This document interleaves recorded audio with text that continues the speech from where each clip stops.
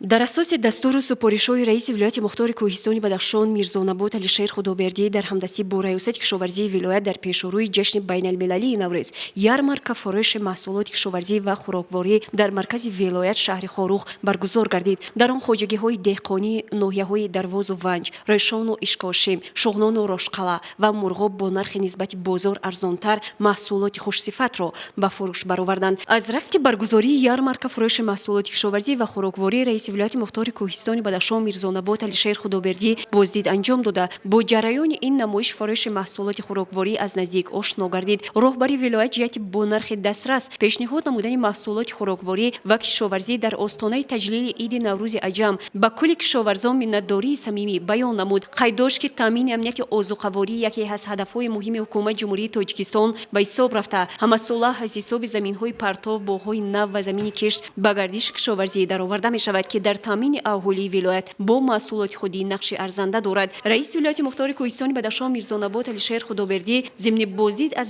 ярмаркаи фурӯши маҳсулоти кишоварзӣ бо кишоварзон ва соҳибкорон суҳбатҳои сари роҳӣ анҷом дод. Дар рафти мулоқот бо раиси ассотсиатсияи ниҳолпарварони вилоят муайян гардид ки навъҳои гуногуни ниҳоли мевадиҳанда дар муқоиса ба нархи минтақаҳои дигари кишвар бо арзиши нисбатан арзон яъне 16 сомонӣ ба фурӯш гузошта шудааст. Роҳбари вилоят ба кулли дастандаркорони ин чорабинӣ изҳори сипос ва миннатдории мақомоти иҷроии ҳокимияти давлатии вилоят баён намуд. Дар ин рӯз ба ярмаркаи фурӯш наздики 2 тонна гӯшт, картошкаю сабзӣ ва меваву сабзавоти тару тозаи хоҷагиҳои деҳқонии ноҳияҳои вилояти мухтори кӯҳистони Бадахшон пешниҳоди харидорон гардонда шуд. Аз ҷумла нархи 1 килограмм гӯшт 50 сомонӣ, орд бо нархи 260 сомонӣ, макарон 7.5 сомонӣ, картошка 4 сомонӣ, пиёз 7 сомонӣ, сабзӣ аз 2.5 то 3 сомонӣ, равғани растанӣ 5 литра 100 сомонӣ, биринҷи қазоқӣ 12 сомонӣ ва дигар маҳсулоти кишоварзию хӯрокворӣ бо нархи дастрас манзури сокинони маркази вилоят гардонда шуд.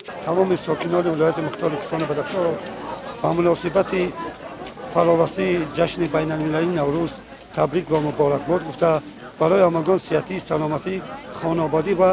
дасторхони пурноз неъматро орзу мекунам ва бо ибтикори мақомоти иҷроии ҳокимияти давлатии вилояти мухтори кӯҳистони Бадахшон раёсати кишоварзии вилоят имрӯз ярмаркаи маҳсулоти кишоварзиро ташкил ва баргузор намуда истодааст. дар ярмарка тамоми кишоварзони ноҳияҳои ҳудуди вилоят иштирок карда истоданд ки маҳсулоти кишоварзиро бо нархи дастрас пешкаши харидорон гардон истоданд ва чӣ қадр ки дида истодем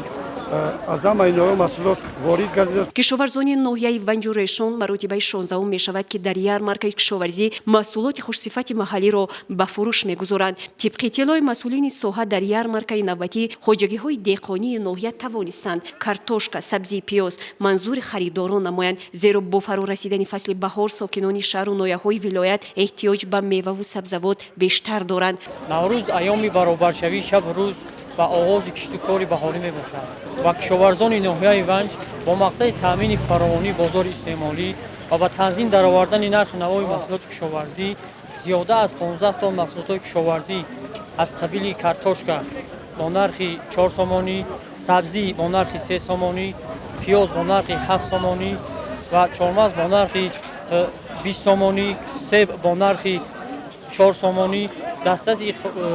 сокинони вилояти мухтори кӯҳистони Бадахшон гардида. Аз ноҳияи Рӯшони вилояти мухтори кӯҳистони Бадахшон дар ярмаркаи фурӯши маҳсулоти кишоварзӣ ҷамоатҳои деҳоти ноҳия бо мошинҳои пурбор ва маҳсулоти ширу картошка ва сабзӣ вориди ярмарка гардиданд. Дар муддати кӯтоҳи вақт маҳсулоти воридшудаи ҷамоатҳои деҳоти ноҳияи Решон харидорони худро пайдо намуда маҳсулоти кишоварзӣ хуб ба савдо бароварда шуд. Дар баробари дигар сохторҳои кишоварзии вилоят дар намоиши фурӯши маҳсулоти кишоварзӣ инчунин агентии захираҳои моддии давлатии назди ҳукумати ҷумҳурии Тоҷикистон дар вилояти мухтори кӯҳистони Бадахшон ба сокинони шаҳри Хорух ва ноҳияҳои вилоят дар ярмаркаи фурӯш маҳсулоти озуқаворӣ ба монанди орди нави 1 килограмма, орди нави 2, шакар, равғани растанӣ ва дигар маҳсулоти ниёзи аввал аз қабили биринҷу макарон, марҷумак ва нахудпораро бо нархи нисбатан арзон пешниҳоди харидорон намуд. Кишоварзони ноҳияи Шуғнон бо ба даст овардани ҳосили дилхоҳ ва таъмин намудани бозори истеъмолӣ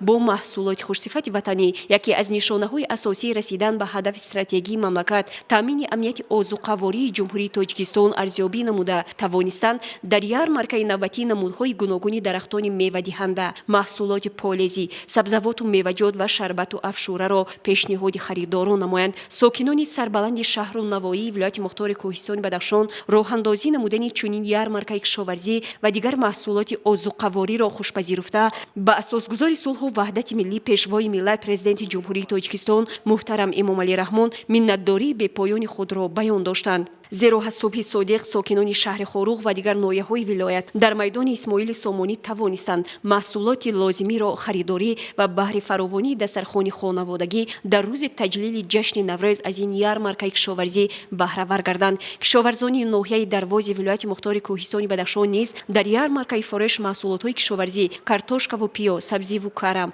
انار و انجیر، شربت و مربا و دیگر محصولات کنسروانده شده به نرخ نسبت بازار مرکزی ولایت ارزان را پیشنهاد میزاجان نمودند. محصولات های خواجگی دهقانی که ما از ناحیه درواز آوردیم به عنوان چهارمغز، انجیر، عسل، کپوس، زردک، بادرینگ، پمیدار ما آوردیم برای نوروز و مردم ولایت مختار کوهستان بدخشان دسترس میکنیم و همین محصولات هایی که من نامبر کردم نه فقط در یارمارکه ها بلکه در بازار شهر خاروق طلباتشون خیلی بسیار است. بگذار که در همین کوهستان عزیز دائما صلح و آسایش، سال میوه و سبزیجات، سال غله، سال تعلیم و تربیت به نسل نو رسیده، سال علم و معارف، سال تکنیکا و سال گردد که حیات شیرین هر یک ما دائم در پرواز باشد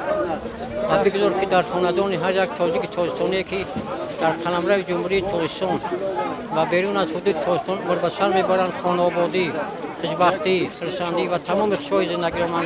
تمنا دارم. ساکنان ناحیه اشکاشم نیز با محصولات محلی خواجگی‌های دهقانی در یارمارکای نوبتی شرکت ورزیده نمونه‌های محصولات کشاورزی از جمله زیاده از 2.5 تن کارتوشکا را پیشنهاد میزاجان نمودند. در برابر این از نهالخانه جماعت دهاتی رستمبک یوسفبکوف این ناحیه زیاده از 3.5 هزار بیخ نهال درختان میوه دهنده در این روز پیشنهاد خریداران گردانده شد که در مدت کوتاه خریداران خود را پیدا نمود. ما قرار داریم در شهر خاروق در یارمارکای با مناسبت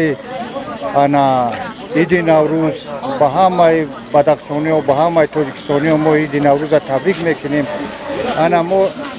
با مردم امسال باغای نو بنیاد میشن. میدان 60-70 هکتار در مجموع ما با مردم نیولوی زینی را از طریق گلو، سلیو، نو، کمرود این سورت‌های نو برآمده که نو چشیدن بزرگزاران اینا را پیشنهاد مردم کرده استادیم. از نوع اشکاشم 5 تن کارتوشکا آوردیم. 2.5 هزار درخت میوه دهنده صادراتی در آورده شدیم دسترس مردم کرده خریداری کرده استادند. با تشبث مقامات اجرایی حاکمیت دولتی ولایت یارمارکای فروش محصولات کشاورزی که با افتخار تجلیل نوروز بین المللی برگزار شده بود جهت غنیگردانی دسترخوان عیدانه ساکنان مرکز ولایت مساعدت خوب داشته تا دیرگاه ادامه یافت.